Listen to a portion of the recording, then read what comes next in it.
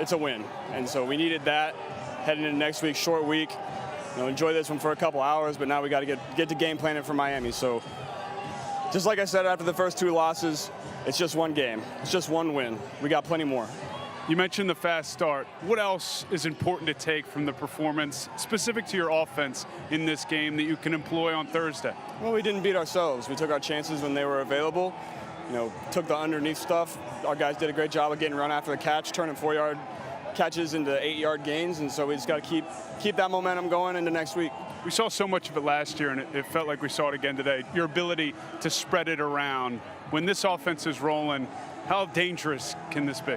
Yeah, I'm going to throw it where the defense tells me to throw it, unless I'm not playing well. And I got so many weapons that I can spread it around. If they're going to take Jamar away, we got TB and T and our other guys and Joe Mixon. So